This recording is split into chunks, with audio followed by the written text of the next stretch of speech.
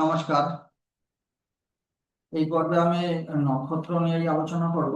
আর একটু ডিটেলসে যাব। গত পর্বে জানিয়েছিলাম যে 27টা নক্ষত্র, আরো এর ডেপথে আমি গেছিলাম, ঠিক আছে।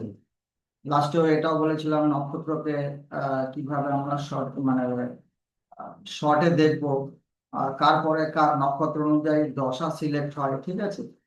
কোন গ্রহের পরে কোন গ্রহের দশা আসে, এগুলো আমি গত পর্বে আলোচনা করেছিলাম।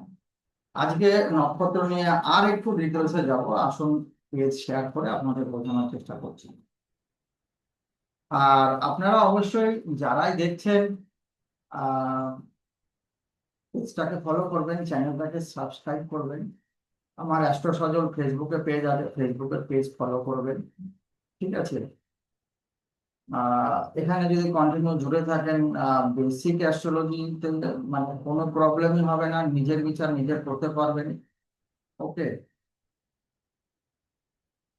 আসুন পেজটা শেয়ার করি।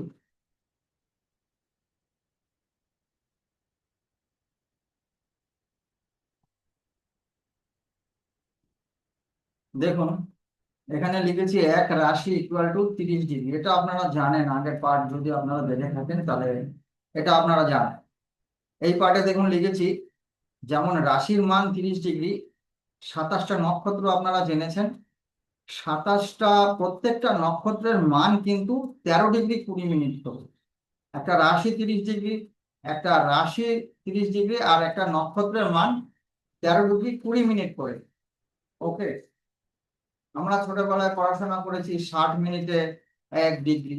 ওকে, 30 ডিগ্রিতে এক রাশি, তো এক নক্ষত্র 30 ডিগ্রি 20 মিনিট। আবার নক্ষত্রকে 4 ভাগে ভাগ করা হয়। প্রত্যেকটা সেই ভাগগুলোকে চরণ বলা হয়। এক এক ভাগ ইকুয়াল টু এক এক চরণ। 4 চরণে এক নক্ষত্র, এক চরণের মান 3 ডিগ্রি 20 মিনিট। দেখুন আমি এখানে লিখেছি, প্রত্যেক চরণের মান, প্রত্যেক নক্ষত্র 4 চরণে বিভক্ত, প্রত্যেক চরণের মান 3 ডিগ্রি 20 মিনিট। তাহলে 3 ডিগ্রি 20-কে যদি 4 দিয়ে গুণ করেন, সেই 13 ডিগ্রি 20 মিনিটই আসবে। ওকে, এইবারে দেখুন, ডিগ্রি অনুযায়ী রাশি সাপেক্ষে নক্ষত্রের অবস্থান। নক্ষত্র কিন্তু ফিক্সড, গ্রহ আকাশে ঘোরে, ট্রানজিটে গোচর একই কথা, ঘুরে ঘুরে আমাদেরকে ফল দেয়। আমার দশা যেরকম যেরকম পাল্টায়, গোচর অনুযায়ী আমাদের জীবনে সেই অনুযায়ী ফল দেয়, সেগুলো ডিটেলসে পরে জানতে পারবেন। তো নক্ষত্র কিন্তু ফিক্সড, প্রত্যেক রাশিতে একটা নির্দিষ্ট জায়গাতেই নির্দিষ্ট নক্ষত্রের অবস্থান। এটা কিন্তু ভুলে গেলে হবে না। আসুন এই বিষয়ে কিছু ধারণা দিই। নক্ষত্র নিয়েই আর একটু বিশ্লেষণে এসেছি আজকে। এটা না ধরালে পরে গিয়ে প্রবলেম হবে, তাই এসেছি। তো দেখুন এখানে আমরা জানি যে অশ্বিনী নক্ষত্র থেকে শুরু, অশ্বিনী কেতু নক্ষত্র। আবার দেখুন এই ঘরগুলোতে 1 2 3 4 এইভাবে আমি এই সংখ্যা লিখেছি। আপনারা যদি আমার আগের পার্ট দেখে থাকেন, 1 মানে মেষ, 2 মানে বৃষ, বুঝতে অসুবিধা হবে না। তো অশ্বিনী নক্ষত্র হচ্ছে কোথায়, অশ্বিনী নক্ষত্রের অবস্থান কোথায়? অশ্বিনী নক্ষত্র কিন্তু মেষ রাশিতে অবস্থান। অশ্বিনী নক্ষত্রকে আপনি আর কোথাও পাবেন না, শুধু মেষ রাশিতেই পাবেন, এটা ফিক্সড। ওকে, তাহলে 0 ডিগ্রি থেকে 13 ডিগ্রি 20 মিনিট বলেছি, একটা নক্ষত্রের মান 13 ডিগ্রি 20। তাহলে 0 ডিগ্রি থেকে 13 ডিগ্রি 20 পর্যন্ত কিন্তু অশ্বিনী নক্ষত্র মেষে অবস্থান। তাহলে একটা রাশি 30 ডিগ্রি, আরো অনেকটা ভাগ বাকি রয়েছে, তাহলে অনেকটা অংশ বাকি রয়েছে। তাহলে এরপরে আসছে 13 ডিগ্রি 20, হচ্ছে ভরণী। অশ্বিনীর পরে ভরণী, সেটাও 13 ডিগ্রি 20। তাহলে 13 20 হয়ে গেল 26 40। 26 40 থেকে 30 হতে গেলে লাগে 3 ডিগ্রি 20 মিনিট। কৃত্তিকা নক্ষত্র, অশ্বিনী ভরণী কৃত্তিকা, তৃতীয় নক্ষত্র যে কৃত্তিকা, কৃত্তিকা কিন্তু 3 ডিগ্রি 20 মিনিট অবস্থান মেষ রাশিতে, ঠিক আছে। অশ্বিনী নক্ষত্রের মালিক জানেন কেতু, ভরণের হচ্ছে শুক্র, কৃত্তিকার রবি। একটু আপনাদের ঝালিয়ে দিচ্ছি, আপনারা জানেন তথাপি। এরপরে বৃষতে আসছে কে, বৃষতে তাহলে এখানে 3 ডিগ্রি 20 চলে গেল মেষে, বৃষতে গিয়ে কৃত্তিকার 10 ডিগ্রি। তারপরে আসছে রোহিণী, চন্দ্রের নক্ষত্র, 13 ডিগ্রি 20। তাহলে 13°20 আর হচ্ছে 10°, তাহলে 23°20 থাকলো। 6°40, এই বাকি 6°40 হচ্ছে মৃগশিরা নক্ষত্রের অংশ।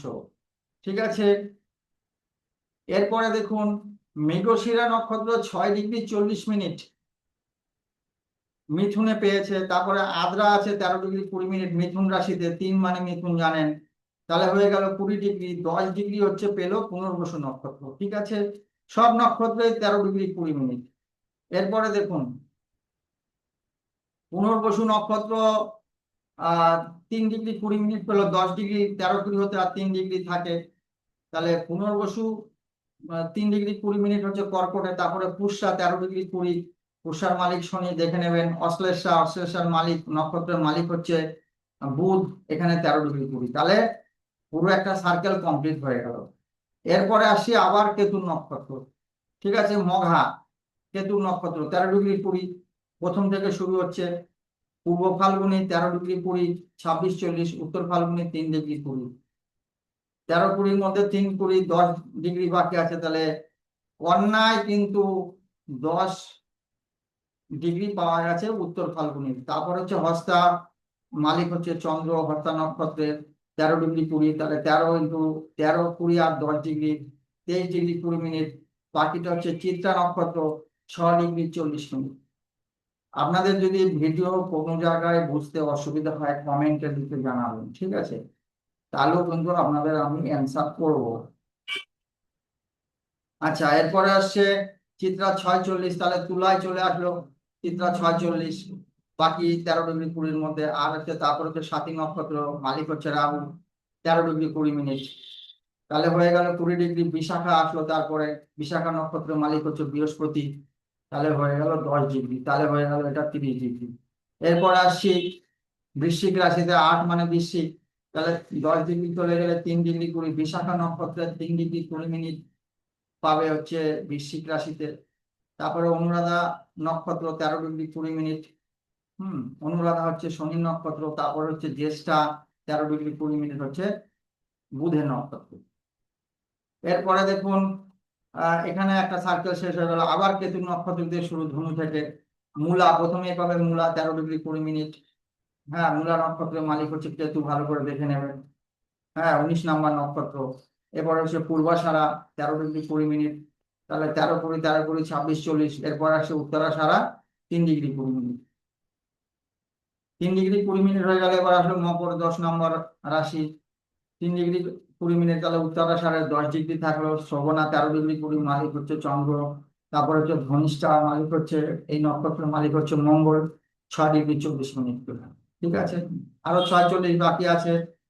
তাহলে কুম্ভ 11 নম্বর রাশি, তাহলে ধনিষ্ঠা 6-40, শতবিশা 13°20। শতবিশা নক্ষত্রের মালিক হচ্ছে রাহু। তারপর হচ্ছে পূর্ব ভাদ্রপদ 10°। পূর্ব ভাদ্রপদ নক্ষত্রের মালিক হচ্ছে বৃহস্পতি, দেখে নেবে। এরপরে হচ্ছে মীন রাশি 12 নম্বর।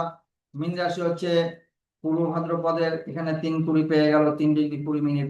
তারপরে উত্তর ভাদ্রপদ, ঠিক আছে, 13°20। তারপর হচ্ছে রেবতী, বুধের নক্ষত্র। উত্তর ভাদ্রপদ হচ্ছে শনির নক্ষত্র, 13°20। টোটালটাকে আমরা কিন্তু এইটাকে কিন্তু একটু মাথায় রাখতে হবে।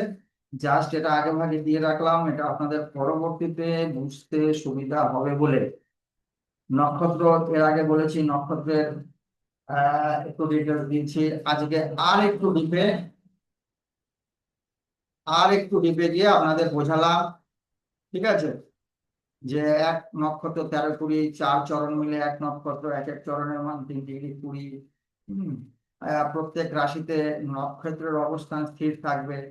হ্যাঁ, নক্ষত্র কিন্তু পরিবর্তন হবে না, নক্ষত্র এক জায়গাতেই থাকবে। ওকে, যেমন কর্কটে পুনর্বসু 3°20 সারা জীবন সবসময় এখানেই থাকবে। এইভাবে কিন্তু আমরা বিচার বিশ্লেষণ করব। নমস্কার।